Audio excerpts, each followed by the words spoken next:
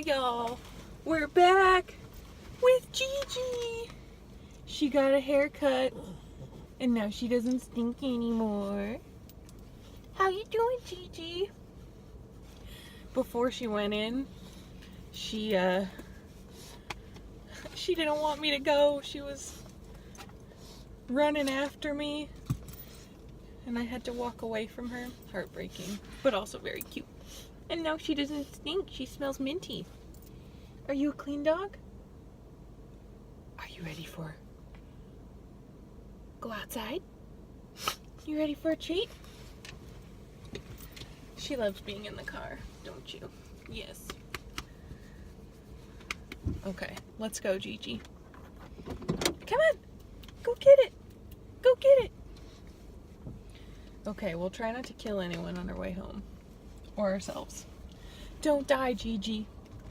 Or you'll go flying. You'll go flying onto the floor. I can't buckle you up. You're not big enough.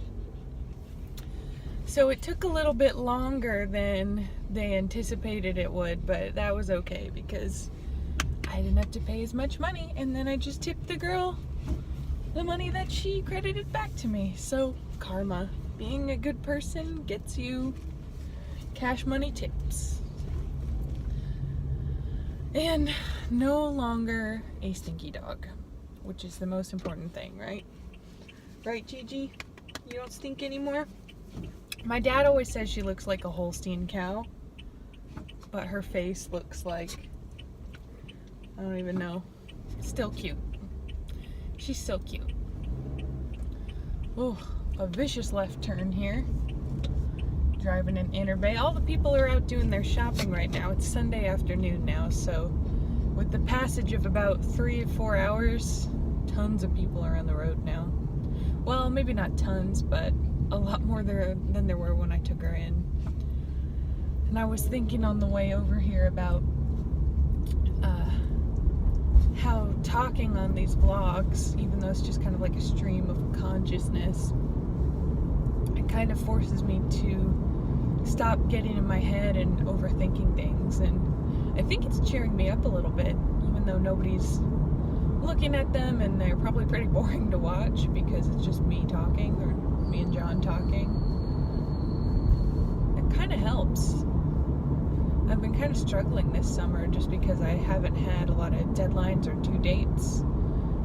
Working in recruiting, it's kind of touch and go. Like, one minute something is super urgent and the next it gets filled, so everything that you've done to work towards it is for naught. You know, if they're not going to move forward with your candidate, it's kind of done at that point. Or if they find someone else, then it doesn't matter who you found at that point. And if you don't have anything for them, you know, you invested that time into that person or into that possible hire for nothing. So it's kind of it's a rough field to be in, but I mean, it can be rewarding at times. I'm not too deep into it. Since I got my new role as a technical sourcer, it's weird. It kind of feels like you're like the fly on the wall. You know how the system works. You know how things will play out. You know a lot about resumes. You know a lot about LinkedIn. You know a lot about how these things look on one end and how they'll probably manifest on the other. But you are like weirdly not that involved in it, you know?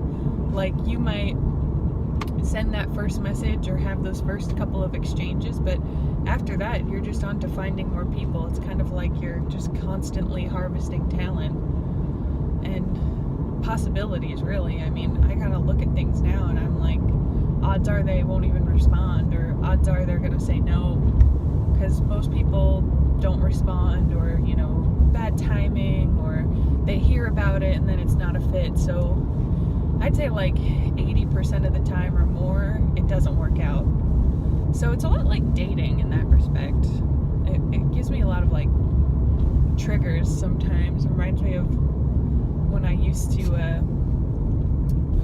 date people before I was living that domestic life. But I'm glad I dated when I did, because I had the this is gonna sound really dumb, but I had the time to do it. It really does take up your time, you know. You gotta like look good, you gotta like, I don't know, see a lot of people at once, because if you're the sort of person that dates one person at a time, halt. Unless you have confirmed that you are in a relationship with that one person, do not be hedging all your bets. Do not be putting all your eggs in one basket. For all you single people out there, keep dating someone and don't stop dating other people until you're either in a relationship or you're just constantly dating people, which there's nothing wrong with that. That can be fun. Get some friends with benefits, meet some people along the way. I've become friends with people that, I initially would have hit up on Tinder or one of those platforms. I've stayed friends with a few people from there, so that's always fun. You can sometimes meet new friends that way. But there's a balance to it. I guess you got to know what you're looking for. Like, can you determine in the matter of a few minutes, like, is this the sort of person I want to be friends with, or is this the sort of person I want to hook up with? Because if you go one way or the other, it's kind of hard to come back for either one after you've crossed a certain threshold, which is a bummer, which is weird. It's like years will pass, but they'll always remember that time that they, hooked up with you that one time. It's weird. It's like we minimize people all to that one thing that they did that one time, and people are so much more than just the one interaction we had with them. But I guess life's too short to leave room for more judgment, and so you just got to remember that if that's the judgment you're putting out in the world, like, all right, this person's main impression of me will be grabbing a drink with them and hooking up with them, and that's it. But I don't know, is that better than the reality of the situation? And like back then when I was dating, it's hard to say. I was in a pretty rough place. I was having some rough times, and I was like kind of on one all the time. I was always kind of like hanging around and like trying not to be sad and stuff. So not much has changed. Just hanging around, trying not to be sad. You know how it goes. It's been kind of funny though, just making these vlogs and trying to do some live streaming.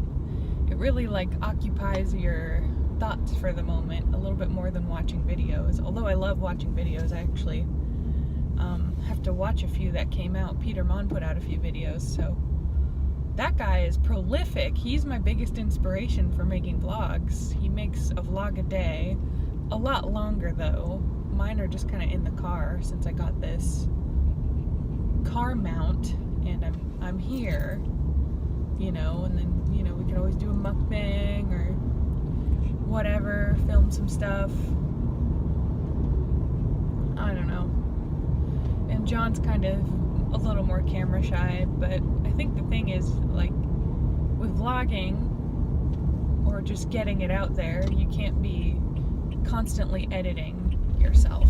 No one's got time for that.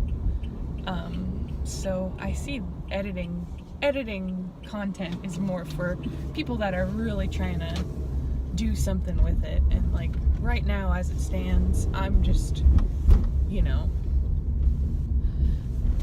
more of a journaling process than anything, just more of kind of like a cathartic thing than anything else, as I almost drive into another car. It's really hard to see around here. Seattle has these really narrow back streets, and cars park on both sides, so it's like you have to pull all the way out into the street to see if there is a car coming. And just now I pulled out, and up here I'm driving uphill.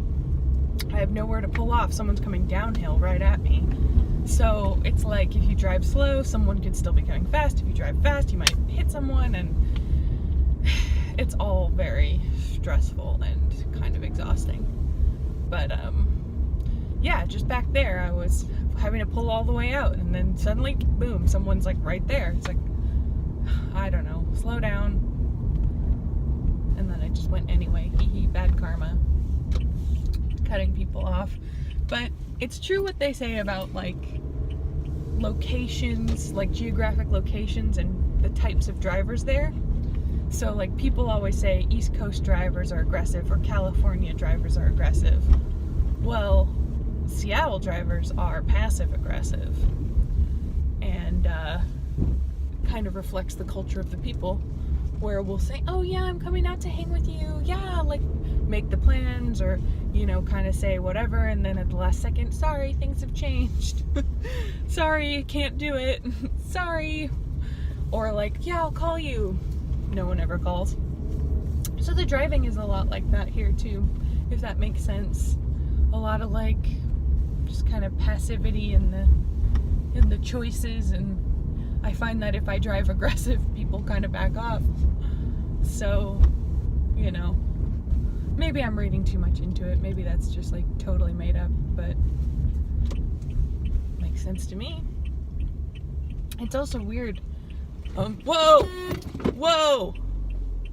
Whoa. Some UHaul just almost backed into me. Can you believe that? What a fucking dick. Yeah, get out of the way. Oh, no, this bitch is coming. Now you're gonna see me get angry. Driving around these streets, man, it's fucking exhausting. Someone's behind me, someone's in front of me, someone's coming at me. It's like, oh, God. It's people. Swear to God. That guy was about to back right up into me. And I bet that would have been my fault if I had reported it to the insurance. Don't ever report anything to your insurance, because God knows they're going to charge you for it. A little scrape. I have a little scrape on my side. There's no way I'm reporting that, because I wouldn't be able to afford my insurance anymore for a scrape. That was my fault. That, you know what I mean? It's not worth it. Just have scrapes on your car.